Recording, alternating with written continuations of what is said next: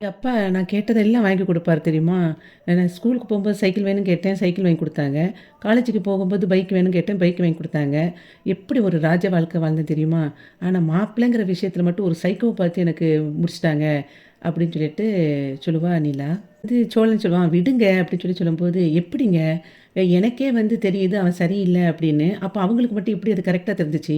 மாப்பிள்ளன்னு அவன் பின்னாடியே அலைஞ்சுகிட்டு இருந்தாங்க. இப்போ புரியட்டும். இவங்க அனுபவிக்க வேண்டியதுதான். நான் வந்து இப்ப தான் கரெக்ட்டா முடிவு உண்மையா தான் அவ சொல்லியிருக்கா அப்படிங்கிறத இப்ப தெரிஞ்சுக்குவாங்க. இப்போ அவங்களுக்கு புரியும். நான் வந்து உண்மையா தான் சொல்லியிருக்கேன் அப்படிங்கிறத. இப்ப நான் வெளிய வந்த பிறகு தான் அவங்களுக்கு தெரியும் அது. அனுபவிக்கட்டும் அப்படின்னு சொல்லிட்டு நிலா சொல்லிக்கிட்டு இருப்பா. வீட்ல நிலாவோட அம்மா அழுதுகிட்டு இருப்பா. அந்த சமயத்துல அவங்க அப்பா வந்து ஃபோன் பண்ணி ட்ரை பண்ணிட்டு இருப்பாரு ஒவ்வொருத்தருக்கா. அங்கேருந்து தாஸ் வருவான். "அப்பா சோழனும் இங்க இல்ல. அவனுடைய பேக்கும் இங்க இல்லப்பா" அப்படின்னு சொல்லி சொல்லுவான். அப்போ உடனே நிலாவோட அண்ணி வந்து சொல்லுவா, ஒருவேள அவங்க நிலா கூட தான் போயிருப்பாரோ கார் எடுத்துட்டு அப்படின்னு சொல்லிட்டு சோழன சொல்லும்போது, அவங்க அப்பா சொல்லுவாரு, "கார் எல்லா காரும் இங்க தானம்மா நிக்குது. அவ அப்புறம் எப்படி போயிருப்பா அவன் கூட?" அப்படின்னு சொல்லிட்டு கேட்பாரு. அதுக்குள்ள அங்கேருந்து சூர்யா வந்துருவான். "அங்கிள் நான் எல்லாருக்கும் கால் பண்ணிக்கிட்டே இருக்கேன். யாருமே ஃபோன் அட்டெண்ட் பண்ண மாட்டேங்கிறீங்க. நிலா வீட்ல இருக்காளா? இல்லையா?" அப்படின்னு சொல்லிட்டு டென்ஷன் ஆகி கேட்டுட்ருப்பான். சூர்யா வந்து எல்லார்ட்டயும் கேட்டுட்ருப்பான். "அவ எங்க இருக்காளா? இல்லையா? சொல்லுங்க. தாஸ் நீங்களாவது சொல்லுங்க தாஸ். அவங்க வீட்ல இருக்காளா? இல்லையா?" அப்படின்னு சொல்லி கேட்பாரு. அப்புறம் "அங்கிள் நீங்களாவது சொல்லுங்க அங்கிள்.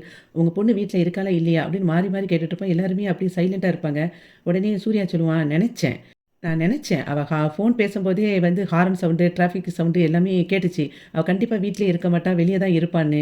நாளைக்கு நிச்சயத்த வச்சுட்டு இன்னைக்கு எங்க போய் தொலைஞ்சா உங்க பொண்ணு? அப்படின்னு சொல்லிட்டு கோவமா கேட்பான் சூர்யா.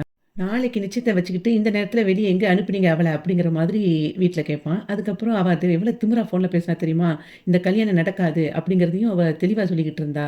அப்படின்னு சொல்லிட்டு என்ன நடக்குதுங்க? அப்படின்னு சொல்லி கேட்பான் சூர்யா. சூர்யா அப்படி பேசிட்டே இருக்கும்போது, அவங்க அம்மா கையில இருக்கிற லெட்டர பார்ப்பான். ஆன்டி அத குடுங்க அப்படின்னு சொல்லிட்டு பார்த்துட்டு, "என்ன இது? என்ன இது?" அப்படின்னு சொல்லிட்டு 2 பேர்ட்டயும் கேட்பான். இந்த மாதிரி லெட்டர் எழுதி வச்சுட்டு போயிருக்கா? அங்கிள் நாளைக்கு எனக்கு கண்டிப்பா இந்த கல்யாணம், ரிசப்ஷன் எல்லாமே நடந்தே ஆகணும். இவள வந்து காலையில விடியறதுக்குள்ள கண்டிப்பா எனக்கு வந்து இவ நிலா இங்க இருந்தாகணும். அதுக்கு நீங்க தான் எனக்கு பொறுப்பு அப்படின்னு சொல்லிட்டு சூர்யா சொல்லுவான். அப்பா சொல்லுவாரு, "மாப்பிள நீங்க கவலைப்படாதீங்க. அவ கண்டிப்பா நாளைக்கு காலையில விடியறதுக்குள்ள இங்க இருப்பா. அதுக்கு நான் உங்களுக்கு பொறுப்பு" அப்படின்னு சொல்லிட்டு அவரும் சொல்லுவாரு. தாசு "வண்டி எடுடா நம்ம கிளம்புவோம்" அப்படின்னு சொல்லிட்டு தாசு, அவங்க அப்பா, அதுக்கப்புறம் சூர்யா 3 பேரும் சேர்ந்து கார்ல போய்கிட்டு இருப்பாங்க.